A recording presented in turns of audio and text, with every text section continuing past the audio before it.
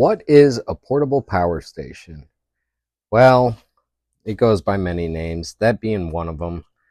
Another one would be power station, which realistically is a thing that's out in the middle of somewhere that has a bunch of smokestacks on it, or nuclear place that has all this steam coming out these huge funnel things. But most part, it's portable power station, also called solar generator. I would actually call it power supply, even though it does generate electricity, but it's mostly a portable power pack. But nevertheless, I mean, short of saying a power bank, which that would just totally make everybody just think, oh, it's this little brick looking thing that you plug your phone into to charge. Nah, nah, nah, nah. Anyhow, so what is it comprised of? It has batteries, battery meter, which hence how much it has to charge, or how long is it powering something, how many watts it's actually doing, as far as what device you got plugged into it, etc. Charge controller, which actually, once you plug these things into the wall, they will charge off the house power, or even a solar plug, or an XT60, which actually plugs into it, or an XT60i if you want to get finicky like this guy, and it will charge via solar panels from the sun. Or if you want to get creative, there's other ways. However, we'll just stick to those top two things that charge. Now, the same thing that they all have in common is that they have multiple outlets. This one has one here, and two here in the back. I mean, right here. I don't want you to think that, okay, this one says it can power 1800 watts, 2400 watt surge. Well, here's the thing. It doesn't mean you can just plug one thing in that can do all that, and then plug another thing in that can do all that too. Like, where you're not going to power 4 coffee makers in a row. There's no way. Think of this as one power strip, the same cheap $10 thing that you would get from Walmart or whatever. Same thing with this little guy. This outlet here, and this outlet here, and this outlet here is all one outlet pretty much. It's basically a power strip just configured with plugs in the opposite ways on this one.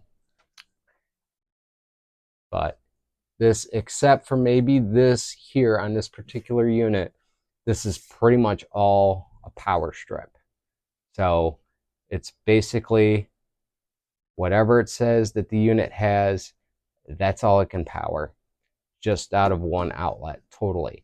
But you got multiple outlets to work with, because let's say you're not going to really run 1800 watts off of just one outlet. You're going to run like 300 watts and maybe like 600 or 700 watts here and another 200 watts here. Thing is that most people don't really know what they're doing. They just plug it in, turn it on, and okay, there it goes. I can power my fridge. Okay. Oh, I got more outlets. I can power another fridge and another fridge and another fridge. Before you know, they got all these extension cords in there. They don't know what they're doing. They've already exceeded what it can actually do. So just keep in mind, one outlet is just basically as equal as all the outlets, whether it's that or whether it's this one. It's all basically one power strip, and you're not going to try and run 15 TVs off of 15 outlets on one solid power strip. There's just no way, because you know better. But the thing is that we don't see that in these things. These here for people's phones or whatever little devices you want to plug into it, earpods to charge, heck, lights, whatever. And for this particular ones, they have little DC barrel ports. This guy is just, how does it? Oh, it goes up. How I use these. So getting on to the charge controller. So I'm going to remove this guy, but right here is where you would plug into the wall outlet. Actually, I won't remove him. The same thing with this guy here. He plugs into the wall outlet through this. So basically, they'd supply you a cord. They're pretty much getting universal nowadays, but it's the same exact cord for this one and this one. You plug it in from here, and then the cord plugs right into your wall outlet. Now these guys right here, this, and which this one's orange on this one because it uses what is called an XT60i, but this is just a regular XT60. But those are the solar ports. That's the solar connectors. That basically it just connects to your solar panels.